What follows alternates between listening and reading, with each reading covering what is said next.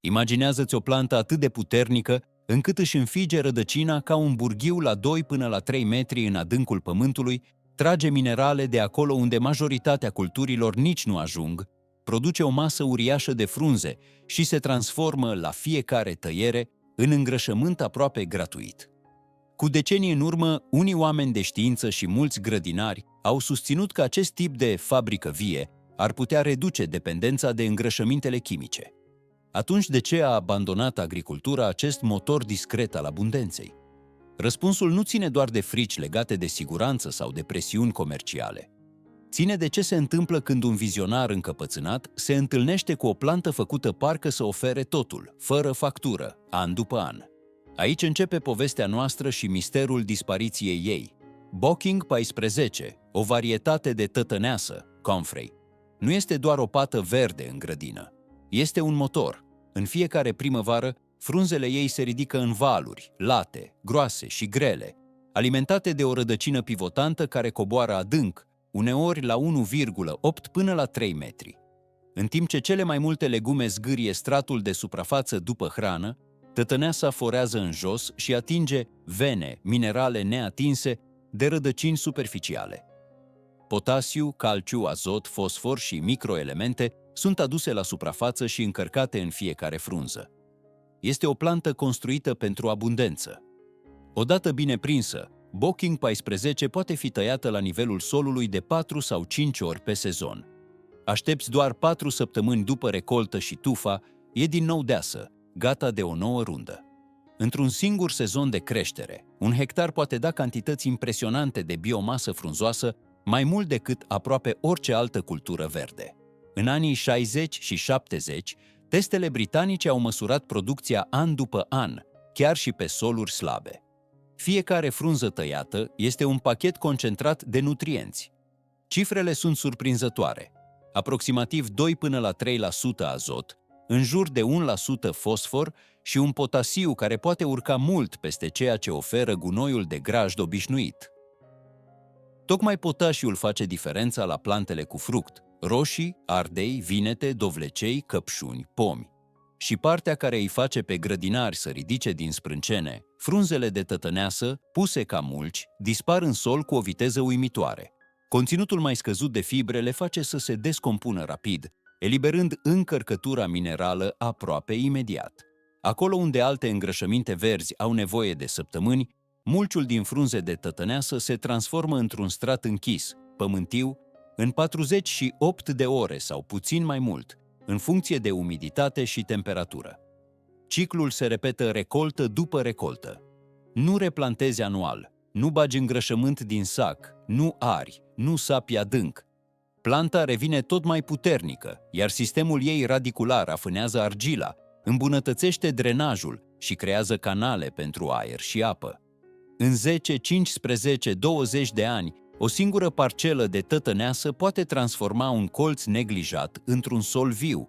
Nu este doar o plantă, este o mină de nutrienți care se reînnoiește singură.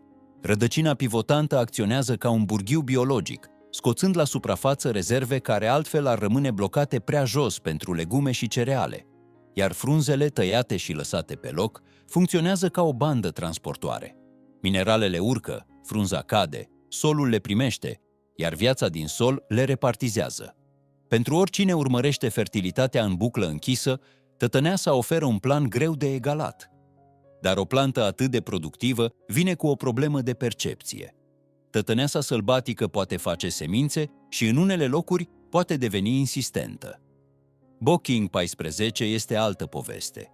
Este un hibrid steril, crescut tocmai pentru a rămâne la locul lui. Nu face semințe viabile, nu pornește invazii prin câmp, nu se împrăștie singur ca o buruiană clasică, abundență controlată, care așteaptă doar mâna grădinarului ca să fie pusă la treabă. Și totuși, ceva s-a rupt între promisiunea acestei plante și lumea modernă. Aici intră în scenă campionul ei, improbabil. Lawrence D. Hills nu arăta ca un revoluționar. În 1954, era un tânăr horticultor britanic cu grijile perioadei postbelice în cap. Rafturi goale, soluri obosite, sentimentul că aprovizionarea cu hrană stă mereu la un singur sezon prost, distanță de criză. Întătăneasa a văzut ceea ce alții ignorau. O plantă capabilă să transforme terenuri sărace într-o grădină bogată, dacă ar fi îmblânzită. În acel an, a fondat Henry Doubleday Research Association, HDR, într-o căsuță închiriată în Barking, Essex. Misiunea era simplă și, pentru vremea aceea, radicală: să demonstreze cu date, cântare și analize de laborator că tătăneasa poate hrăni oamenii și animalele fără chimicale și fără dependență de gunoi adus de la kilometri depărtare. Provocarea era însă și una de control. Camfreiul sălbatic avea reputația de a se răspândi și de a deveni greu de scos odată instalat, mai ales dacă rădăcina era fragmentată. Hills știa că niciun fermier nu va avea încredere într-o plantă care pare să poată prelua terenul. Așa că a căutat o variantă care să fie gestionabilă, nu temută. A adunat tătăneasă din toată Britania, a scos rădăcini din livezi vechi și ferme abandonate, a comparat forme și vigoare, a notat boli și randamente. Prin 1958 a obținut un lot mic pentru testare și a cultivat 20 și una de varietăți una lângă alta. Munca a fost lentă, noroioasă și adesea solitară. Rânduri de plante în ploaie și secetă, cântăriri repetate, tăieri la intervale fixe, analize de minerale. A încrucișat tătăneasa rusească, cunoscută pentru vigoare, cu tătăneasa comună, urmărind un singur lucru: sterilitatea. Au urmat ani de înmulțire prin bucăți de rădăcină și selecție strictă. La începutul anilor 60, o linie a ieșit clar în față: Bocking 14, sterilă, rezistentă la rugină și boli și cu un conținut mineral excepțional, în special la potasiu. Caietele lui Hills s-au umplut cu grafice de producție și tabele de nutrienți. Membrii HDR, în mare parte grădinari obișnuiți, au trimis bănuți și lire ca să țină testele în viață, iar unii au scris scrisori cu propriile lor încercări, confirmând că tătăneasa merge aproape oriunde, dacă îi dai un colț. Când Bocking 14 a fost gata, Hills nu a patentat descoperirea și nu a păstrat-o ca secret comercial. A trimis butași de rădăcină oricui cerea: grădinari, mici fermieri, experimentatori din străinătate. Mișcarea organică timpurie a găsit în aceste testări un far discret. Hills nu voia teorii, voia dovadă, să arate că un fermier cu o sapă și o parcelă mică poate obține fertilitate comparabilă cu gunoiul bun, fără riscul unei invazii de buruieni. Pentru el, Bocking 14 era o schiță de reziliență, un mod de a hrăni lumea de jos în sus, rădăcină cu rădăcină.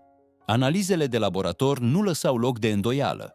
Frunzele proaspete de Bocking 14 testau în jur de 2 până la 3% azot, aproximativ 1% fosfor și un potasiu care putea urca până la valori remarcabile. Comparativ, gunoiul de graj de fermă rareori trece de 1,5% potasiu, în timp ce frunza de tătăneasă îl poate depăși de câteva ori. Dar nu e doar NPK-ul. Țesutul frunzei e moale și bogat în proteine, iar asta îl face combustibil pentru microbi. Arunci frunze într-un compost și, în ore, grămada se încălzește, uneori cu 5 până la 10 grade Celsius sau mai mult, ca și cum ai fi pus un accelerator. Nu degeaba grădinarii îi spun activator de compost. Când un compost rece stagnează, un strat de tătăneasă îl poate trezi. Și apoi există varianta lichidă, faimoasă și urât mirositoare. Pui frunzele într-o găleată, adaugi apă și le lași să fermenteze o săptămână sau două. Obții un lichid întunecat, puternic, care, diluat, se comportă ca un îngrășământ pentru roșii și ardei. În multe teste practice, ceaiul de tătăneasă concurează cu fertilizanții comerciali, mai ales la potasiu. Diferența e că nu vine într-un sac cumpărat din nou și din nou, vine dintr-o tufă plantată o singură dată. Toate metricele, toate cântarele, toate gălețile de frunze care se topesc în pământ arată în aceeași direcție. Tătăneasa nu doar că poate concura cu îngrășămintele chimice, dar poate depăși multe dintre ele la nutrienții care contează pentru recolte gustoase.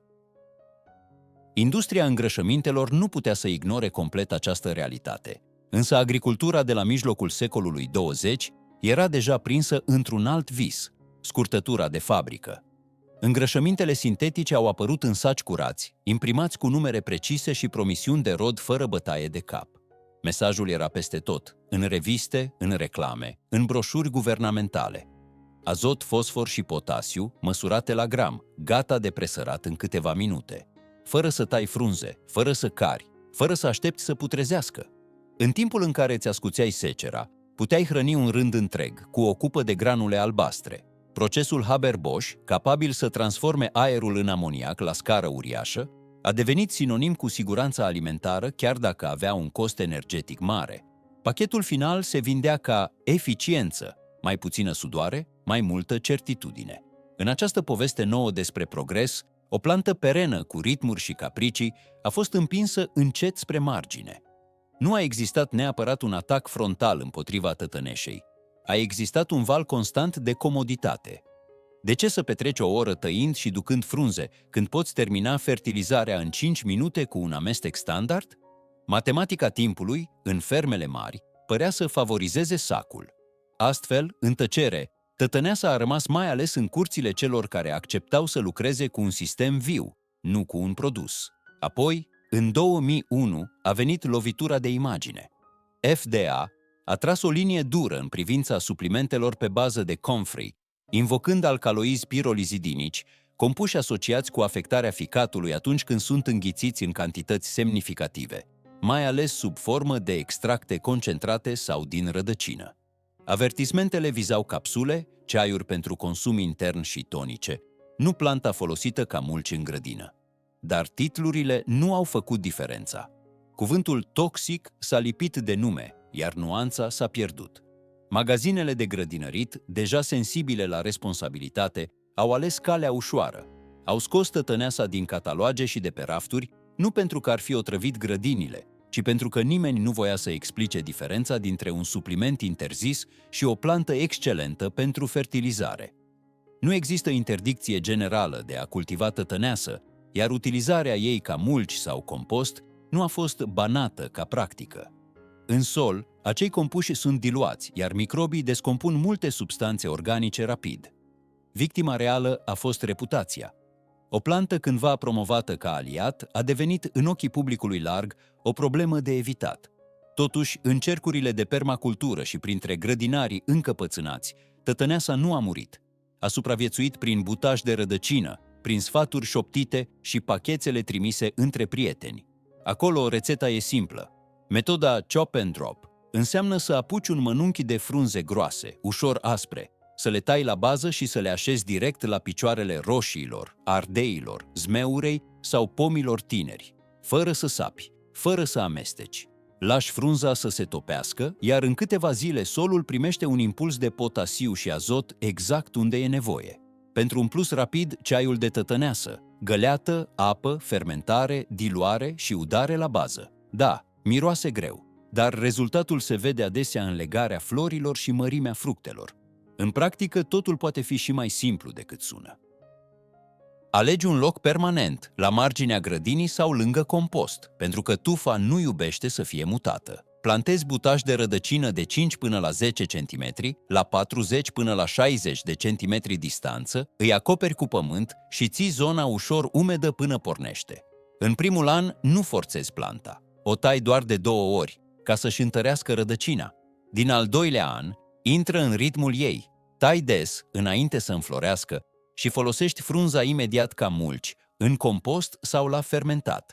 Dacă vrei control total, nu săpa în jurul ei fără motiv. Bucățile de rădăcină rămase pot porni din nou. Asta nu înseamnă că e rea, ci că e tenace, iar tenacitatea ei e exact motivul pentru care poate oferi fertilitate ani la rând. În loc să o lași să devină o surpriză, o tratezi ca pe un robinet de nutrienți. Îl deschizi când ai nevoie, îl închizi prin tăieri regulate. Și pentru că nu depinzi de saci fabricați și transportați, câștigi la amprenta de carbon. O parte din costul ascuns al recoltelor dispare, tăcut, odată cu fiecare tăiere. Ce ai alege? Comoditate rapidă sau sol liber? Azi, plantezi odată și timp de 20 de ani sau mai mult, ai o fabrică de fertilitate. Nu mai depinzi de prețurile din magazine, de lanțuri de aprovizionare, de transport, de ambalaje. Este o buclă perenă care transformă un petic de pământ într-un mic sistem de independență. Un designer de permacultură din Marea Britanie stă lângă un petic de tătăneasă vechi de peste 15 ani și spune că, după ce a început să o folosească, a redus drastic cumpărăturile de îngrășământ pentru livadă. Un alt grădinar urban cu roșii pe balcon pune frunze tocate la suprafața ghivecelor și obține recolte surprinzătoare, cu cheltuieli mult mai mici, doar pentru că a învățat să taie și să lase. Un specialist în sol, invitat la o grădină comunitară, explică oamenilor diferența pe care o uită titlurile. Problema majoră este consumul intern și concentrarea extractelor, nu utilizarea frunzei ca mulci. În plus, Bocking 14, fiind un hibrid steril, se gestionează mai ușor decât formele care fac sămânță. Recomandarea lui nu este să transform tătăneasa în modă, ci să o tratezi ca pe o unealtă, plantată deliberat, tăiată înainte de maturizare completă, ținută unde o vrei. În contextul de azi, când prețurile îngrășămintelor cresc, iar sănătatea solurilor scade, o plantă îngropată de frică și comoditate oferă o cale verificată către abundență regenerativă. Întrebarea nu este dacă tătăneasa poate schimba un colț de grădină. Întrebarea este dacă noi, pe recolte ascunse, vom avea curajul să o aducem înapoi în lumină și să plantăm libertatea, rădăcină cu rădăcină.